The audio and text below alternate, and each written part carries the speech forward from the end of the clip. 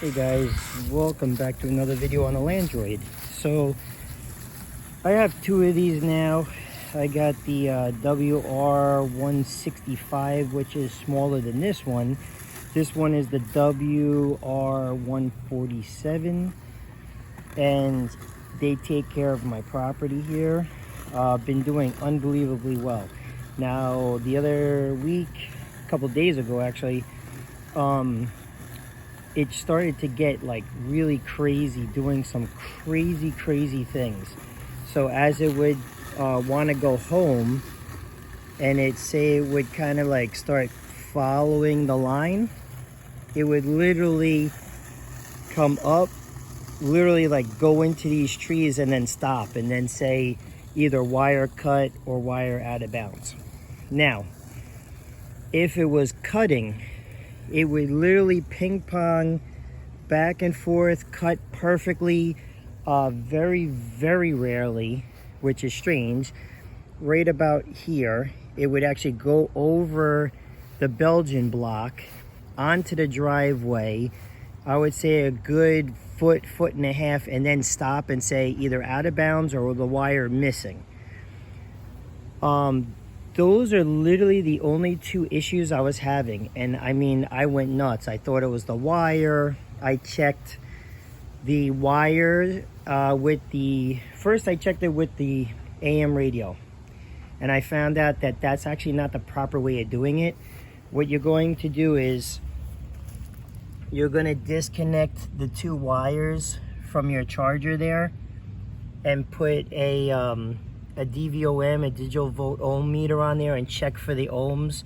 It can't be any greater than 6 supposedly. Right now I'm running around 3.5 ohms at 1600 feet of wire, and that's where I am now. How did I do that if you're way out of whack? 400 feet of this wire is actually 12 gauge wire, multi-strand, low voltage lighting from Home Depot. It actually comes as 12-2 wire, and I just split them apart, creating extra wire. So if you get 100 feet, it turns into 200 feet.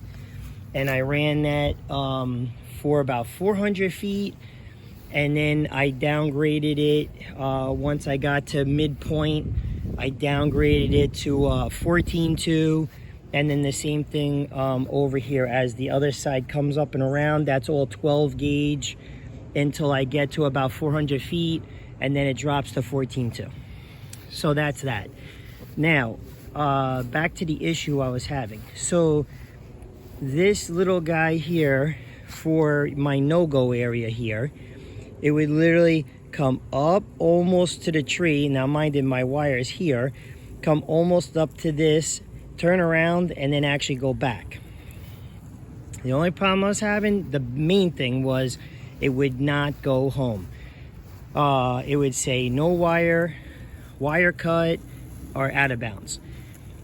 The biggest issue with that I'm finding was either A, your resistance, which is your ohms, is too high on your wire, or your firmware update.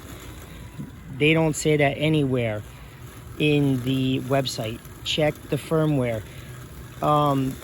In Reddit, on the different forums, everybody's talking about the good one, which is, I believe, the 3.38.0+1. That's about the best one, but it doesn't have zone keeper on it. So with my zone, it does kind of like filter in. You could go to the next one, which is, I believe, the 3.30.0+1. That's the first zone keeper. Some people are having good luck with that one. This one was not. This one was just, it was going nuts. It was doing like, it would literally sit here and do spin and do turns, or it would go out that way. It was going insane. So be careful, take off the auto updates. If your unit's working good and you're happy with it, take the auto update off and just leave it until you read in the forums on Reddit to see if everybody's doing okay with it, and then try it. Now, how do you go back words on the firmware? Well, what you're going to do is you're going to go on a laptop or whatever, and you're going to go to Worx's website. You're going to log in if you didn't create an account, and then go into firmware update, and then you're going to see the different ones. You're going to click on it, download it into a USB drive, and then on the back here, right here, you're going to lift this up, and that's where you're actually going to plug the USB drive in.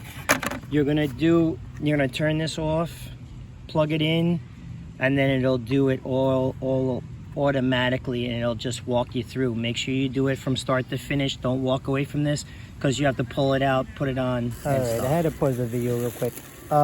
But anyway, so that's basically how you downgrade the firmware if you're having weird issues all of a sudden. And definitely take off the auto updates unless you are really confident that you're okay with possibly having this thing freak out one day because it just uploaded some weird firmware that doesn't work correctly. So just like I said, make sure that you do it start to finish. Don't walk away from this, because if it doesn't download correctly, you're going to get some weird issues. So anyway, thanks for watching. Subscribe. I'll see you in the next video.